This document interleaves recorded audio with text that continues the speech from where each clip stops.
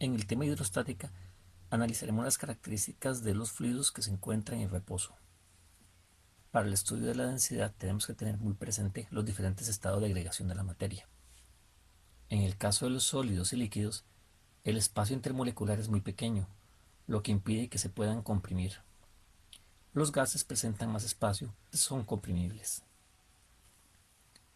Los materiales con el calor se expanden y con el frío se contraen. Entonces, si la densidad es la relación entre la masa y el volumen, la masa no varía, pero el volumen puede variar en el caso de los sólidos y líquidos debido a la temperatura, y en el caso de los gases debido a la temperatura y la presión. En esta tabla vemos la densidad de algunos materiales. Estos están dados a una atmósfera de presión y temperatura ambiente. La densidad del aire es muy pequeña, 1.3 kilogramos por metro cúbico, mientras la densidad del oro es muy grande, 19.300 kilogramos por metro cúbico. Determina la densidad de una esfera de masa 50 kilogramos y volumen 0,2 metros cúbicos. ¿Qué sucede con la densidad si la esfera se divide a la mitad? Entonces, densidad es masa entre volumen. Queremos la densidad de dividir una masa de 50 kilogramos entre un volumen que es 0,2 metros cúbicos. Eso nos da una densidad de 250 kilogramos metro cúbico. La densidad de los materiales se mantiene constante. Si partimos a la mitad de la esfera tendríamos la mitad de la masa, pero también la mitad del volumen. Por lo tanto, la densidad es la misma.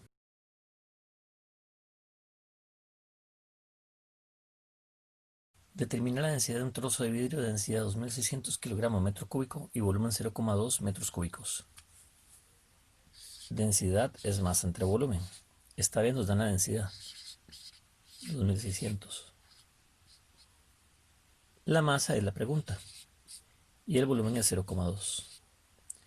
Ese 0,2 que está dividiendo pasaría a multiplicar. 2600 multiplicado por 0,2 nos da la masa. Eso sería 520 kilogramos.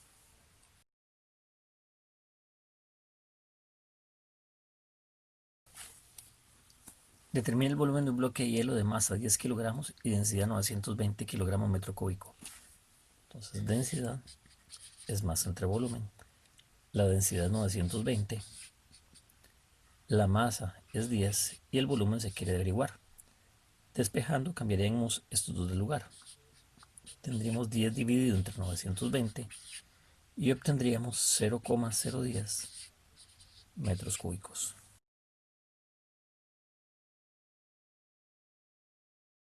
Si colocamos fluidos inmiscibles juntos, al tener diferente densidad, se formarán fases. El fluido de mayor densidad formará la fase inferior, mientras que el fluido de menor densidad formará la fase superior.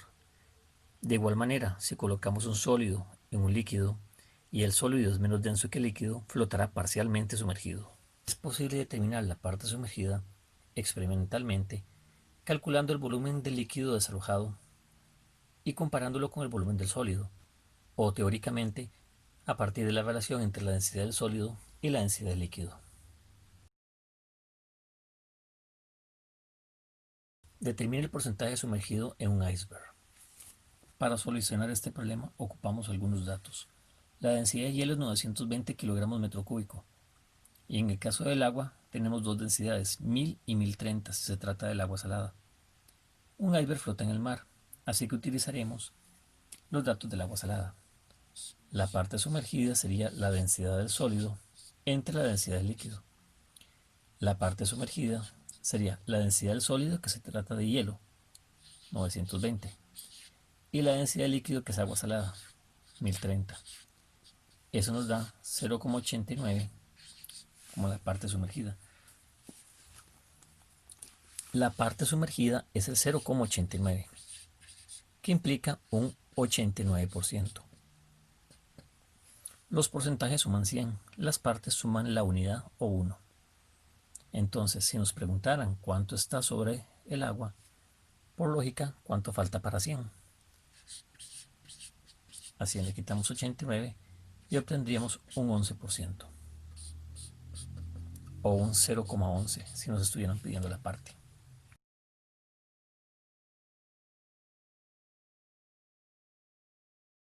Determine el porcentaje sobre el agua de un bloque de madera de densidad 820.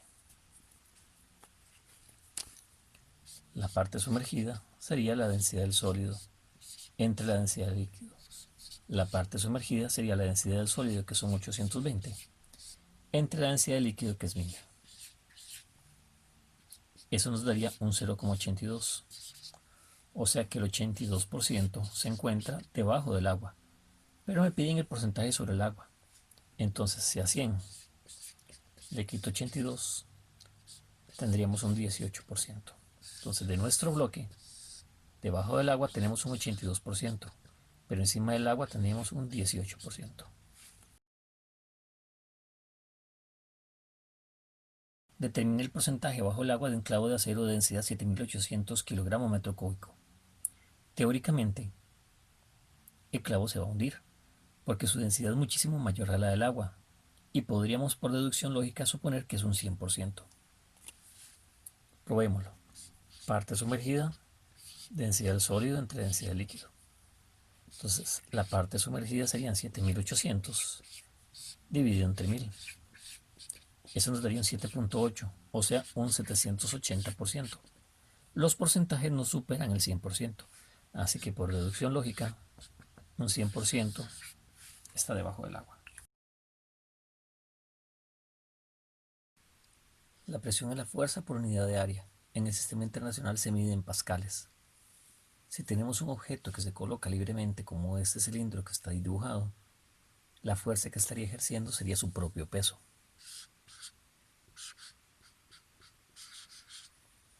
Y el área en este caso sería el área de contacto, no es el área de todo el cilindro. Lo que está haciendo contacto con la superficie sería únicamente la base del cilindro, que es en este caso un círculo.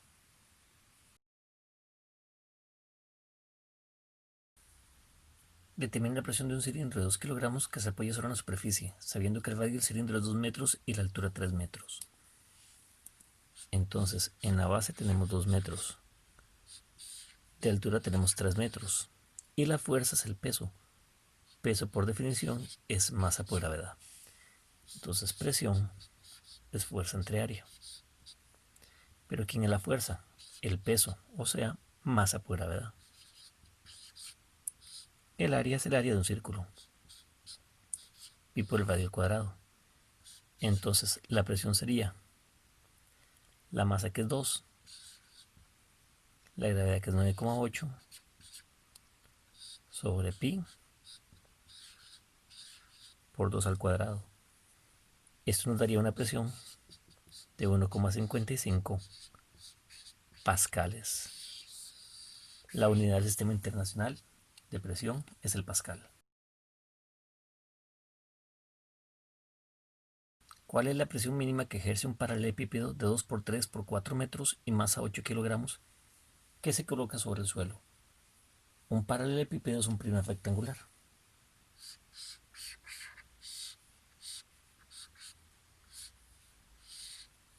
Si presión es fuerza entre área, la manera en que se puede hacer pequeña la presión sería haciendo grande el área, porque la fuerza se mantiene constante. El paralelepípedo tiene 3 posibles formas de apoyarse.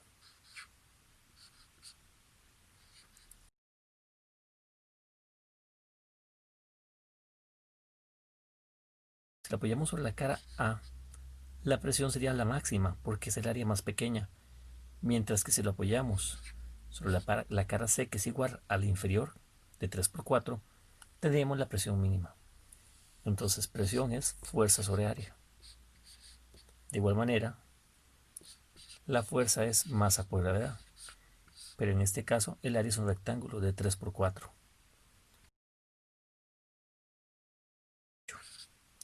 Entonces, la presión sería la masa, que es 8, por 9,8 dividido entre 3 por 4.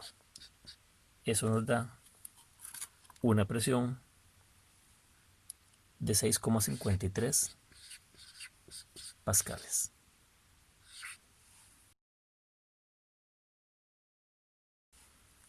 Se tiene una mesa de 4 kilogramos con 4 patas, de 0,15 metros cuadrados cada una.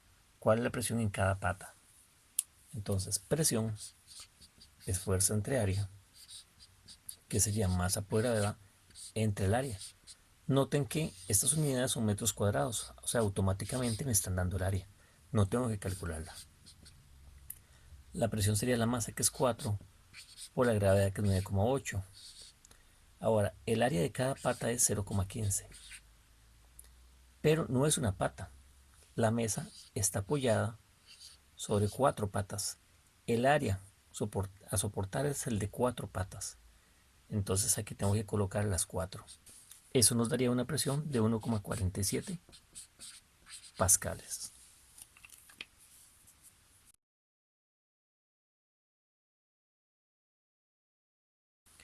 A diferencia de los sólidos, donde la presión se ejercía en una única dirección, que era la superficie de apoyo, en los líquidos la presión apunta en todas las direcciones.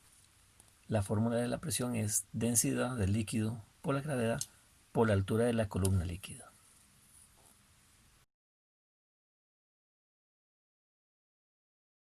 ¿Cuál es la presión a 400 metros bajo el mar?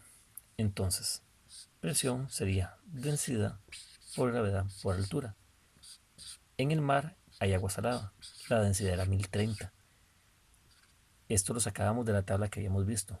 La gravedad es 9,8 y la profundidad a la que estamos es 400 metros. Esto nos da una presión de 3.920.000 pascales. Noten que la presión de los líquidos es extremadamente alta. La forma de los peces presenta gran cantidad de curvas. De esta manera maximizan el área y minimizan la presión. El pez regula la profundidad a la que nada por medio de la vejiga natatoria que se encuentra en esta parte de acá. Si el pez desea descender, introduce agua en la vejiga, y si desea ascender, saca agua de la vejiga. Cuando éramos pequeños veíamos en los libros infantiles las burbujas de los peces así. Eso tiene sentido físico. Cuando la burbuja va ascendiendo, va disminuyendo la presión, lo que permite que la burbuja se expanda. Este mismo principio de los peces fue tomado para el diseño de los submarinos, los cuales tienen tanques que llenan de agua. La máxima profundidad a la que puede viajar el submarino va a depender de la capacidad que tengan esas bombas para extraer el agua. La máquina hidráulica con la que estamos más familiarizados es la gata hidráulica. Aplicamos una pequeña fuerza en este pistón y obtenemos una gran fuerza de salida. De existir una burbuja de aire dentro del sistema, al aplicar la fuerza, la presión que se genera lo que va a hacer es disminuir el tamaño de esta burbuja, pero entonces se está perdiendo la capacidad de levantar el automóvil. Se aplica una fuerza de 20 N en la entrada de una máquina hidráulica de 0,5 metros cuadrados. ¿Cuál es la fuerza en la salida? De 1,2 metros cuadrados. El principio es fuerza 1, área 1, es igual a fuerza 2, área 2. En este lugar estamos aplicando una fuerza de 20. El área 1 que se encuentra acá es de 0,5. La fuerza 2 es la que queremos encontrar y el área 2 es de 1,2. Se aplica una regla de 3, se multiplica en diagonal y se divide. Entonces la fuerza 2 tendríamos 20 por 1,2 dividido entre 0,5. La fuerza 2 serían 48 newton.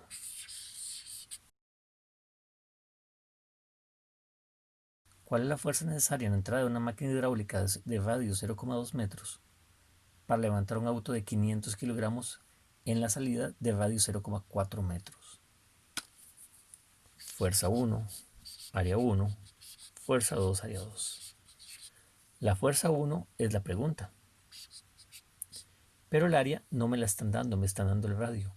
Las máquinas hidráulicas tienen áreas circulares, porque el círculo es la figura geométrica que permite la mayor cantidad de área con la mínima cantidad de material. Entonces, el área de un círculo, pi r cuadrado. La fuerza 2 es el peso de ese automóvil. Serían 500 por 9,8. Y el área 2 es pi por 0,4 al cuadrado. Igual aplicamos la regla de 3. Se multiplica en diagonal y se divide.